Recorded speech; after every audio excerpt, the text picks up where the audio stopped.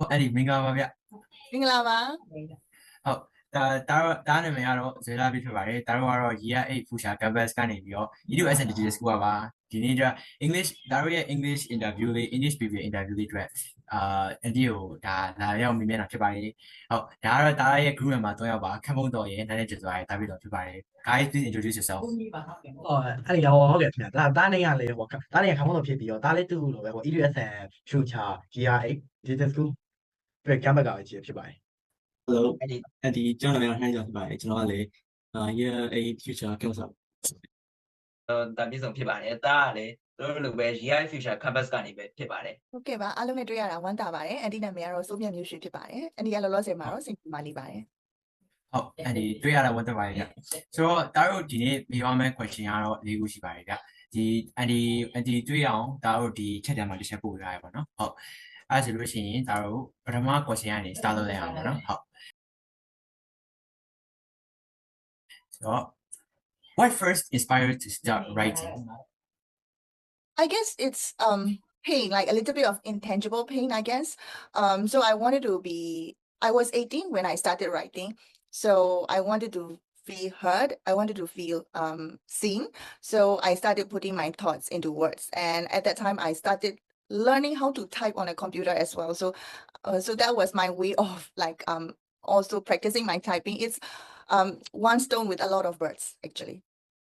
oh so you was particularly a teenage back then yeah I was a teenager oh okay so connecting that question to another, do you have a favorite form of writing, such as stories or poems or journaling? Or why do you feel most connected to that style of your writing? My favorite form of writing would be stories and journaling. So if I'm writing for myself, I will just, pour down my thoughts in a journal. Those are just for myself. And if I am writing for a particular reader, back then was for the peer teenagers because I was sending my articles and stories to a teen magazine. So that would be like short stories.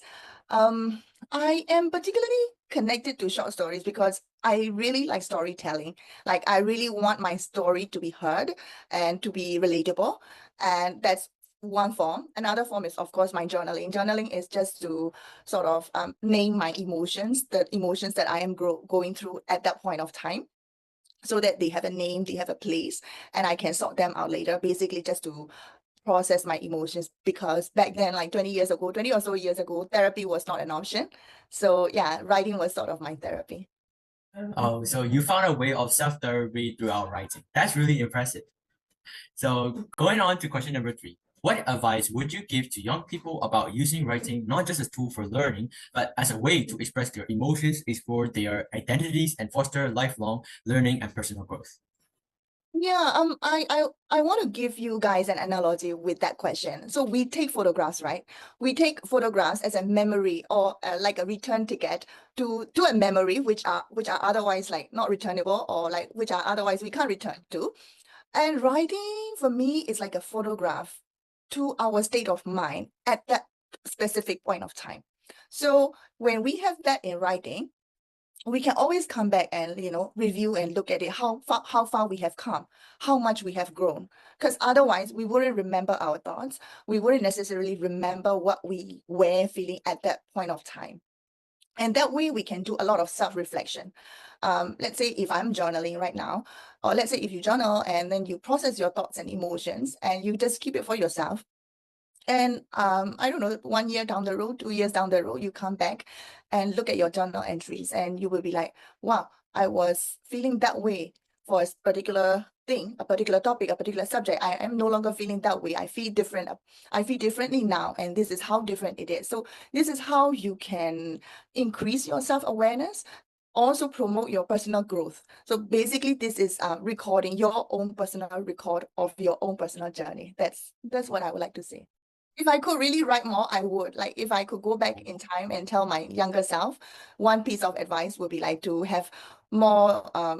records, like basically my own records, so that I can have memories of my own. So that's very much an advice from you. So moving on to the last question of our interview. So the last question would be, how has writing helped you reflect on your own experiences and develop a deeper understanding of yourself. In what ways do you think this process can benefit young people as they grow and learn? I think this is very much connected to the previous question as well. So building on that, right? So when I was writing certain things, let's say journal entries or even a short story, when I was like, really feeling through it or creating a story, I can look back and really see the landscape of my emotions or my thoughts that way. And it's like a picture for me. It's like a painting, frozen in time. So also basically enabling me to time travel to my younger self, right? And then that way I can see, oh, wow, I could have done differently. My older self may have done differently, may have felt differently, may have reacted differently. I reacted a lot and like, oh, okay, these are not the things that I might have reacted now. So this is how I can take lessons from my past self and then perhaps hopefully potentially avoiding making the same mistakes or reacting the same way if those are in a negative way. And also if it's positive, right, I can also celebrate for my younger self for the small wins that my younger self has achieved or tried really hard. So that way